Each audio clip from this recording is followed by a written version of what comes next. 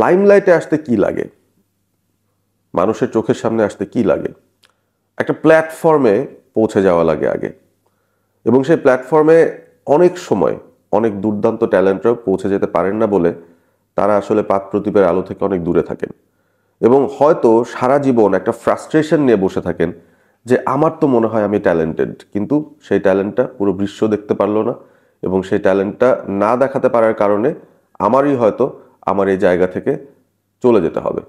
এরকম ফ্রাস্ট্রেশনে কিন্তু অনেকেই পড়েন, এবং ক্রিকেট সেটার কোনো ব্যতিক্রম নয়। এতগুলো মানুষের দেশ বাংলাদেশ, এখানে ডেফিনেটলি প্রচুর ট্যালেন্টের বসবাস, গ্রামে গঞ্জে পাড়ায় মহল্লায় সব জায়গায় ট্যালেন্টের ছড়াছড়ি। তবে আনফর্চুনেটলি সবার যে পথটা টুয়ার্ডস দ্য টপ সেটা কিন্তু অতটা মসৃণ হয় না, এবং সুযোগও মেলে খুবই খুবই কম। এবং এই সিচুয়েশনের ভেতরেও আপনি যদি একটা প্রিভিলেজ ফ্যামিলিতে জন্ম না নেন, আপনি যদি খুব গরিব একটা ফ্যামিলিতে জন্ম নেন, যাদের আসলে অর্থ সংকট রয়েছে, যাদের আসলে নেটওয়ার্কস নেই, কোনো কানেকশনস নেই, আপনি সুপার ট্যালেন্টেড হলেও না সেটা এক্সপ্লোর করার সুযোগই পাবেন না। ছোটবেলা থেকে সেই গ্রুমিংটাও আপনার হবে না, এবং যখন আপনি বড় হতে থাকবেন আপনার ট্যালেন্টটা ট্যালেন্ট হিসেবে পড়ে থাকবে। আলটিমেটলি সেটার পরিচর্যার কোনো সুযোগ না থাকলে আপনি কিন্তু হারিয়ে যাবেন কালের অতল গহ্বরে। তবে উপরওয়ালাই আপনাকে সুযোগ তৈরি করে দেন, এবং আপনার ট্যালেন্ট, আপনার হার্ডওয়ার্ক আপনি যখন করতে থাকবেন তখন কিন্তু সেই ব্যাপারটা এক্সপোজ করার একটা বা দুটো সুযোগ তৈরি করে দেন। সেই সুযোগগুলো লুফে নিতে পারলে তখন হঠাৎ করেই এখান থেকে ওখানে চলে যেতে পারবেন। গতকাল আমি এনসিএল টি20-র ধারাভাষ্যের জন্য সিলেট আউটার ক্রিকেট স্টেডিয়ামে ছিলাম। টি স্পোর্টসে আপনারা নিশ্চয়ই এনসিএল টি20টা ফলো করছেন। সেখানে বাংলাদেশের 8টা বিভাগীয় দল এই ডোমেস্টিক টি20 টুর্নামেন্টটা খেলছে, এবং সেখানে রংপুরের একটা ম্যাচ, সেই ম্যাচের ধারাভাষ্যে আমি ছিলাম, রংপুর ভার্সেস চিটাগাং। সেই ম্যাচটাতে চিটাগাং অবভিয়াসলি একটা চ্যালেঞ্জিং টোটাল দাঁড় করেছিল রংপুরের জন্য। রংপুর একটা ফোর্স চেঞ্জ তাদের করতে হয়েছিল, সেই ব্যাপারটা নিয়ে আমরা আলোচনা করছিলাম যে তানভীর হায়দার ভালো ফর্মে আছেন, তার জায়গায় নতুন একজন খেলোয়াড়কে রংপুর অন্তর্ভুক্ত করেছিল যার নাম ইকবাল হোসেন। সত্যি কথা যদি বলি, অ্যাজ আ কমেন্টেটর আমি ধারাভাষ্য দেই মোটামুটি 6-7 বছর ধরে, এবং বিভিন্ন প্ল্যাটফর্মে ধারাভাষ্য দিয়েছি। তবে এই ধরনের নতুন ট্যালেন্ট দেখতে পারলে কিন্তু খুবই ইন্টারেস্টিং লাগে, খুবই ভালো লাগে। ইকবাল হোসেনের নাম আমার আগে শোনা হয়নি, এটা আমি আগেই স্বীকার করে নিচ্ছি। তো তিনি আসলে কি ধরনের ক্রিকেটার, তিনি কি ব্যাটার নাকি তিনি বোলার, তিনি অলরাউন্ডার, তিনি কোন পজিশনে ব্যাটিং করেন, তার ব্যাটিং স্টাইলটা কি, সেটার ব্যাপারে কিন্তু আমার অন্তত সেরকম পরিষ্কার ধারণা ছিল না। যারা হয়তো ফার্স্ট ডিভিশন ক্রিকেট ফলো করছেন, বা রংপুরের যারা বিভাগীয় লেভেলের লিগগুলো দেখেছেন, ফলো করেছেন, তারা হয়তো একটা ভালো ধারণা রাখবেন ইকবাল হোসেনকে, কারণ সেখানে ইতিমধ্যেই তিনি তার ট্যালেন্টের স্ফুরণটা দেখিয়ে দিয়েছেন। 2021-22 থেকেই তিনি তার ট্যালেন্টটা দেখিয়ে গেছেন।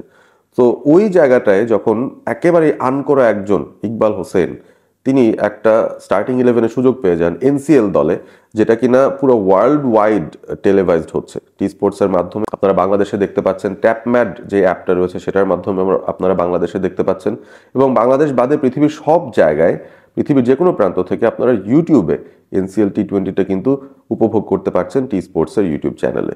সো পুরো ওয়ার্ল্ড ওয়াইড যখন একটা লাইভ সম্প্রচার যাচ্ছে একটা এক্সক্লুসিভ ডোমেস্টিক ক্রিকেট টুর্নামেন্টের বাংলাদেশের, সেই জায়গাটাতে আপনি যদি পারফর্ম করতে পারেন, আপনি যদি নজর কাটতে পারেন, অবশ্যই অবশ্যই আপনাকে নিয়ে চর্চা হবে, এবং আপনার ট্যালেন্টটার ব্যাপারে সবাই একটা ধারণা পেয়ে যাবে।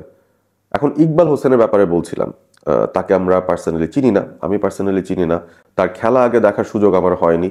এবং যখন দেখছিলাম যে রংপুর সেই রানটা চেস করছে, সেখানে ওপেনিংয়ে জাভেদ কিছু রান পেয়েছেন, আকবর আলী এসে কিছু রান পেয়েছেন, নাসির হোসেন খুব দুর্দান্ত খেলেছিলেন সেই ম্যাচটায়।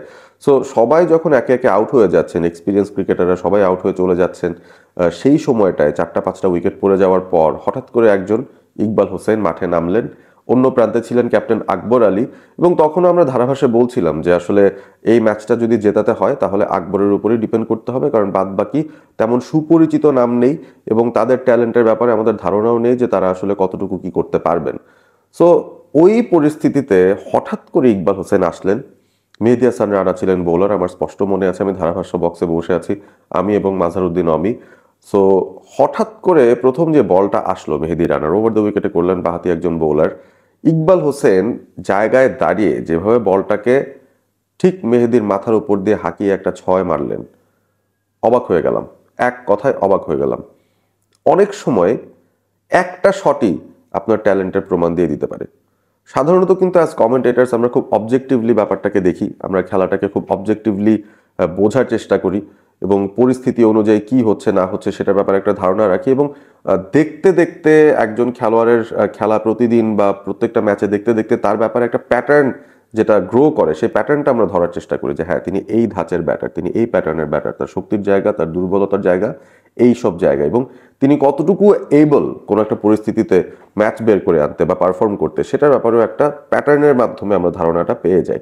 তবে ইকবাল হোসেন তিনি একটা শট যে খেললেন, সেই শটটা শুধুমাত্র 6 হয়ে গেছে ব্যাপারটা এমন না, অনেকেই তো এসে 6 মারেন, হ্যাঁ, কিন্তু তিনি যেভাবে 6টা হাঁকিয়েছেন, যে পরিস্থিতিতে 6টা হাঁকিয়েছেন, যে প্রেশারের মধ্যে সেই শটটা খেলেছেন, এবং তার প্রথম বল এনসিএল টি20তে তার প্রথম বল, সেই প্রথম বলটাকে তিনি যেভাবে খেললেন দেখে কিন্তু মনে হয়েছে যে না, there is a talent in this boy, এবং তার ভিতরে এই ট্যালেন্টটা প্রস্ফুটিত হচ্ছে, বড় মঞ্চে তিনি নিজেকে জানান দেওয়ার চেষ্টা করছেন, সেই বিষয়টা দেখেই আসলে খুব ভালো লেগেছে। এবং তখন আমরা ইনস্ট্যান্টলি ধারাভাষ্যে বলে দিয়েছিলাম যে who is this Iqbal Hossain, he looks like a proper batter. Nasiruddin আমি বলেছিলেন সেই কথাটা। সো সেখানেই তো শেষ না, তখনও কিন্তু রংপুরের আরও 20-এর উপর রান তোলা বাকি ছিল, এবং তারপর মেহেদী হাসান রানার ওই একই ওভারে Iqbal Hossain over the top আরও একটা শট খেলেছেন, যেটা কাভার এবং মিড অফের মাঝখান দিয়ে গিয়েছে বুলেটের গতিতে। মানে টাইমিং অসাধারণ, তার হেড পজিশন অসাধারণ, তার ব্যাটিংয়ে দাঁড়ানোর স্ট্যাবিলিটিটা অসাধারণ, তিনি একজন বাঁহাতি ব্যাটার। তো সব কিছু মিলিয়ে না মানে ব্যাপারটা অনেকটা স্বপ্নের মতো মনে হচ্ছিল।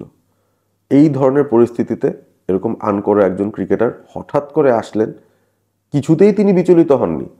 মেহেদী হাসান রানার মতো এত এক্সপিরিয়েন্স একজন বোলার বল করছেন, সেটাতে বিচলিত হননি। হঠাৎ করে একটা প্রেশার সিচুয়েশনে তাকে নামিয়ে দেওয়া হলো, সেটা নিয়েও তার কোনো টেনশন নেই। তিনি ক্রিকেটটাকে ভেতর থেকে অনুধাবন করছেন, এনজয় করছেন, তার ট্যালেন্টটা নিংড়ে বেরিয়ে আসছে। সেই বিষয়টাই কিন্তু তিনি এক্সপ্লোর করলেন, তার মতো করে তিনি খেললেন, এবং শুধুমাত্র সেই দুটো শটেই তিনি মন জয় করে নিলেন বাংলাদেশি ক্রিকেট ফ্যানদের মন। এবং তারপর আপনি চিন্তা করেন, তিনি একটা 6 হাঁকালেন, একটা 4 হাঁকালেন, ম্যাচটাকে রংপুরের দিকে অনেকটাই হেলে নিয়ে আসলেন, এবং তার ওই যে দুটো বলে 6 এবং 4, তারপরে কিন্তু রংপুর তাদের যে রিকোয়ারমেন্টটা সেটা অনেকটাই নামিয়ে আনতে পেরেছিল, প্রেশারটা অনেকটুকু কমে গিয়েছিল আকবরের কাছ থেকেও। এবং ইকবাল কিন্তু সেখানেই থেমে যাননি, তিনি আরও একটা 6 হাঁকিয়েছিলেন একজন স্পিনারকে পরবর্তী ওভারে গিয়ে, যেটা কিনা শর্ট অফ লেন্থও না, কিন্তু নিচু হওয়া একটা বল তিনি সোজা দাঁড়িয়ে কিভাবে যেন বোলারের মাথার উপর দিয়ে চালিয়ে দিলেন। অসাধারণ একটা শট, খুবই ডিফিকাল্ট একটা শট টু এক্সিকিউট, স্পেশালি বলটা যখন নিচু হচ্ছে। এই লেন্থটা তিনি কিভাবে পিক করে বোলারের মাথার উপর দিয়ে মারলেন আমি জানি না, বাট আবারও ওই যেহেতু কোনো ধারণাই ছিল না তার ব্যাপারে, হয়তো তিনি সেটা প্রতিদিনই করেন, বাট নিজে করেন, আড়ালে করেন, মিডিয়ার সামনে, পুরো পৃথিবীর সামনে, এরকম একটা ক্রাঞ্চ গেম সিচুয়েশনে তিনি হয়তো এই কাজটা করতে পারেন, সেটা জানালেন আমাদেরকে। এবং ইকবালের এই 6 বল থেকে 16 রান, সেটা কতটা সিগনিফিকেন্ট তার ক্যারিয়ারের জন্য আশা করি সেটা পরবর্তীতে আমরা বুঝতে পারবো। এবং তার মতো যে ট্যালেন্টটা রয়েছে আসলে, সেই ট্যালেন্টগুলো ভবিষ্যতে যেন প্রস্ফুটিত হয়, সেই ট্যালেন্টগুলোকে যেন আমরা ভবিষ্যতে আরও বেশি বেশি করে দেখতে পারি, সেই আশাই আমরা অন্তত করতে পারি। কারণ ইকবাল হোসেনদের মতো ক্রিকেটারদেরই আমাদের খুব বেশি করে প্রয়োজন, এই ট্যালেন্টগুলো সামনে আসাটা খুব বেশি প্রয়োজন। এবং এটার জন্য ইকবালের প্যারেন্টস, তার জন্য যারা কষ্ট করেছেন, তার শুভাকাঙ্ক্ষী যারা রয়েছেন, অবশ্যই তারা সবাই খুশি হবেন তো বটেই। ইকবাল নিজে যে পরিশ্রমটা করছেন সেটার জন্য তিনি অবশ্যই খানিকটা পুরস্কৃত তো হলেন। 6 বল থেকে 16 রান করে রংপুরকে ম্যাচ জিতিয়েছেন, সেই খুশিটা নিয়ে তিনি নিশ্চয়ই ফিরে গেছেন তার হোটেল রুমে গতকাল। তবে একটা বিষয় আমি আসলে না বলেই পারছি না ভিডিওটা শেষ করার আগে, সেটা হচ্ছে বাংলাদেশ ক্রিকেট বোর্ডকেও আপনার ধন্যবাদ দিতে হবে এনসিএল টি20 টুর্নামেন্টটা চালু রাখার জন্য, বা এই টুর্নামেন্টটাকে এই পরিসরে মানুষের সামনে নিয়ে আসার জন্য, এই অপরচুনিটিটা তৈরি করার জন্য, যেন ইকবাল হোসেনরা এভাবে করেই পুরো পৃথিবীর সামনে তাদের ট্যালেন্টটা তুলে ধরতে পারে।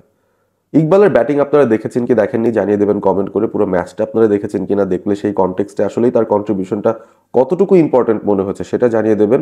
এবং সেই সাথে এনসিএল টি20টা আশা করি আপনারা ফলো করবেন, কারণ এখান থেকে ইকবাল হোসেনের মতো আরও কিছু দুর্দান্ত ট্যালেন্ট হয়তো আমরা সামনে খুঁজে পেতে পারি, এবং সেই সার্চটাই কিন্তু আমাদের সবার রয়েছে বাংলাদেশের ক্রিকেট প্রেমী হিসেবে।